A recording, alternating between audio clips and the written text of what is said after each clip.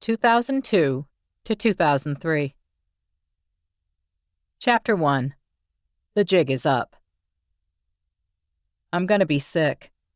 Covering my mouth, I rush away from the harbor in a frantic search for privacy. There are people everywhere. Ronnie, my new husband of 1 month, is right behind me as I stumble toward the street. At the curb, I grab hold of a newly planted sapling and hurl until I'm empty. When I finally right myself, I turn to Ronnie, who is holding out a napkin. He's good at showing up with what I need. "Are you okay?" "Yeah, it must be the pizza." I look away from him as I speak, so he won't see the lie in my eyes. "And the heat," I add. But the truth is, it was the Percocet that made me sick. For the second time in an hour, and the first time in my life, the pills refused to stay down. Ronnie seems to believe me. He doesn't know I relapsed more than a year ago. Nobody does. Everybody thinks I've been clean for a couple of years. From just a few feet behind him, my son Jack looks on, his face full of concern. He's never seen me like this, and his expression reminds me of what mine must have looked like when I was 10, like him, and my mother would lie in her dark bedroom for hours with a cold face cloth draped across her forehead, complaining about a migraine. Even then, I knew it had something to do with drugs. I wonder if Jack knows something too. I put on a smile. "Let's get back over there. The fireworks are about to start." That was yesterday, the day the pills turned on me. We were in Gloucester, my hometown, for the Independence Day festivities, the July 3rd Horribles Parade and fireworks, a tradition since I was a kid. The day had begun with a roller coaster of emotions. Gloucester visits always cause me anxiety, and as if that weren't enough to deal with, I'd resolved to push through it without getting high. After months of struggling to put down the drugs, it would have been my second day clean. It helped that I didn't have any narcotics in my possession, and getting them was no easy task. All was well first thing in the morning. The bedroom was cool, and I was alone. Ronnie was already up and out of bed.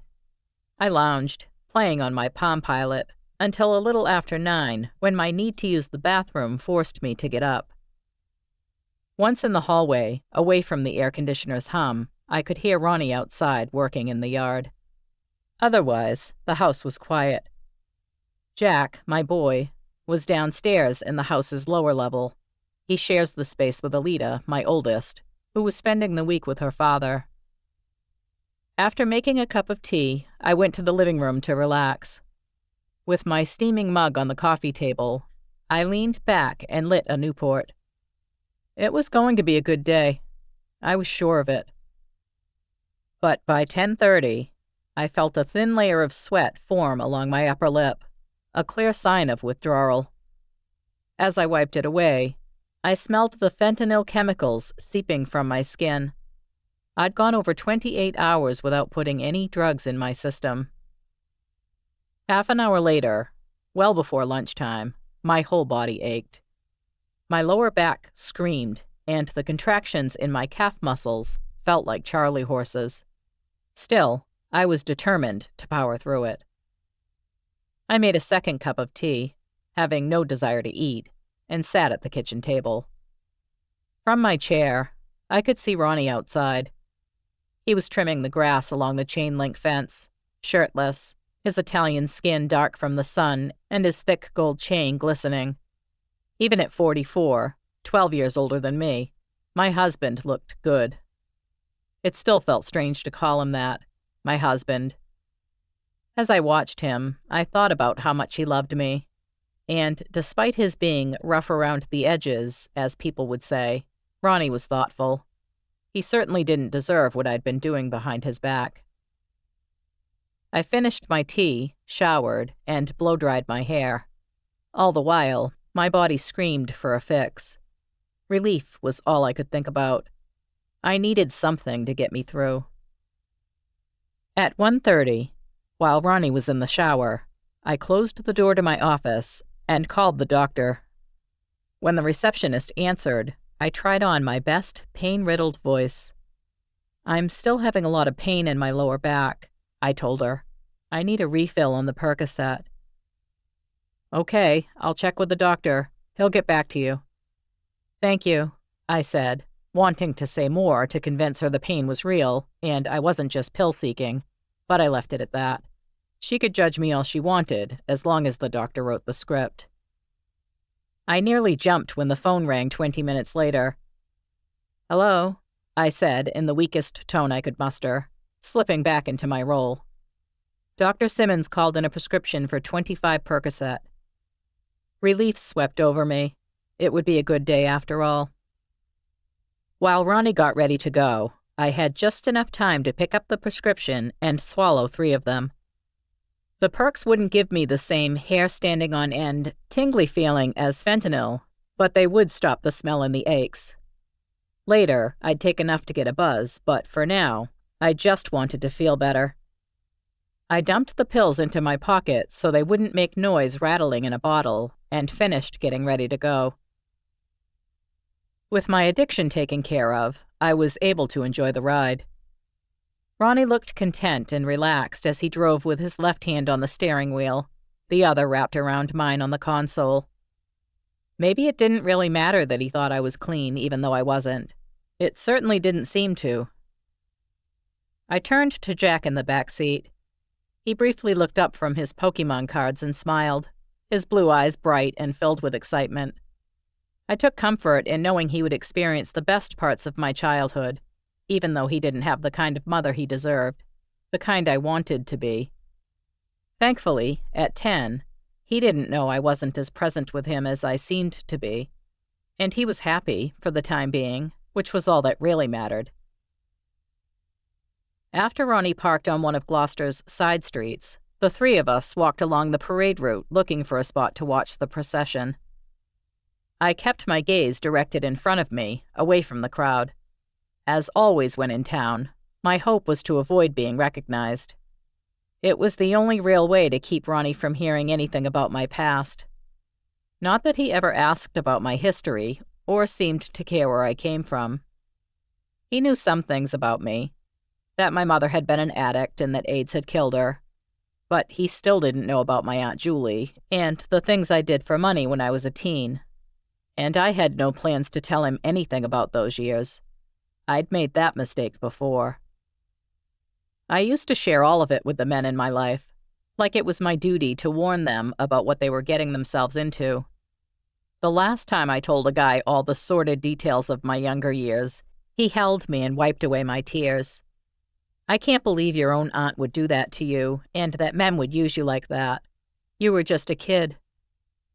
6 months later, after our relationship fell apart, he hurled my confidence in him back at me. You're nothing but a whore, he said as he packed his things. I refused to hand anybody that weapon again. Ronnie, Jack, and I found the perfect viewing place near where I'd watched the parade as a kid. Back then, Little Nana, my great-grandmother, would put on her glasses and button-down sweater and walk my sister Chrissy and me to the corner near her apartment to enjoy the production. When I heard the wail of fire engines, I felt the same anticipation I'd had back then. And as I watched Jack dance to the steel band and bounce from one foot to the other, while waiting for the next burst of Tootsie Rolls and Smarties to fall from the sky, I remembered how normal it felt to be there when I was his age. For a couple of hours, my family was just like everybody else's. And I loved watching my boy have fun. He needed this, especially now. It was hard to tell how he really felt about me getting married. He was too young to volunteer that kind of information, and I wasn't good at fishing for it. Following the parade, we met up at my best friend Lonnie's place, where we could park and walk the short distance to the boulevard for the fireworks show. Jack ran up the stairs ahead of us and disappeared through the door to her apartment. He was excited to see Lonnie and her 5-year-old son, AJ. Since the show wouldn't start till dark, in another hour, we had some time to hang out. My first order of business was to take some time to be alone with my pills. Gratefully, Lonnie had invited a few other people to join us. With Ronnie and Jack occupied, I wouldn't be missed. Not that it would take me long anyway. I slipped out of the living room and into the bathroom. Standing in front of the small sink, I fished 5 of the round, white pills out of my pocket. As had become my ritual, I held them in my hand as though giving thanks to whatever had delivered me the relief that was about to come. I watched myself in the mirror as I turned on the cold water and let 2 of the pills fall onto my tongue. What the fuck is wrong with you? The question popped into my head as it tended to do. I swallowed before responding with the usual answer, whispering it out loud. What isn't? Leaning forward, I scooped water into my mouth with my right hand. Then I did the same with the other 3 pills. After drying my face and hands on a nearby towel, I looked at myself again. Although I wasn't feeling anything from the pills I'd taken earlier, my pupils were pinned. Tiny dots, just like my mother's had so often been. In fact, if my eyes were a paler blue and my hair a lighter brown, I would look just like her. Emerging from my bathroom solitude, I found everybody settled in the living room. Jack and AJ were playing on the floor. The others sat on mismatched furniture, talking and laughing. Lonnie prepared snacks in the kitchen. I sat next to Ronnie on the couch and waited. Soon, I'd be able to relax completely. 10 minutes later, when Lonnie placed a thick wooden cutting board holding mountain bread pizza on the small coffee table, I felt the welcome return of my appetite. I grabbed a small plate and the biggest slice. As I gobbled the pizza, I watched Lonnie, her curly blonde hair bouncing as she moved in and out of the room with ease, carrying salsa and condiments, and offering soda. She was a force, I thought, who, unlike me, had no problem being herself. I had just put my plate on the table and leaned back on the couch when I felt a brief, sickly twinge in my stomach. I took a deep breath and waited for it to pass. For a moment, it seemed like I might be okay. Then a bigger wave hit. The nausea came on so quickly, I barely made it back to the bathroom in time to lift the seat before violent heaves racked my body. It felt the same as when I'd vomit during my pregnancy with Alita, but I wasn't pregnant now. Something was wrong. When it was over, I looked at the contents of my stomach floating in the bowl. Since it had been less than 20 minutes from when I took the pills, I could spot their remnants amidst the pizza sauce. If I didn't have more in my pocket, I might have been tempted to fish them out. The thought of it made my stomach turn again, but I ignored it and flushed. I pulled 5 more Percocet from my pocket, downed them with a handful of water, and went back to the living room. "Are you okay?" Ronnie asked. "Yeah, just a little queasy. I think I ate too fast." He looked concerned when he put his hand on my knee. "I'm fine," I said. "Really." "When are we going?" Jack asked. He was getting antsy. "Let's go," Lonnie said. Stepping outside felt like walking into a steam room. As soon as the warm air hit me, I felt like I was being suffocated. My stomach lurched again. I swallowed hard and pushed my soggy bangs away from my eyes before lighting a cigarette. As much as I wanted to be part of the group, I hung back, letting Jack go ahead with Lonnie and the other 6 of them. Ronnie stayed with me. By the time we made it to the harbor, I knew I'd be sick again. I leaned against the railing, breathing deeply, desperately trying to keep the pills down. It didn't work. That's when I got sick for the second and last time. After, with the pills and food out of my system, I wasn't nauseous anymore. My body felt fine. But I was overcome with a heavy sense of dread. The pills had turned on me. While the fireworks lit up the sky, my fingers traced the outline of the 12 remaining painkillers in my jeans pocket. There were plenty left, enough to try again. But it wouldn't matter. My body would reject them. I knew it then, and I know it now. The jig is up.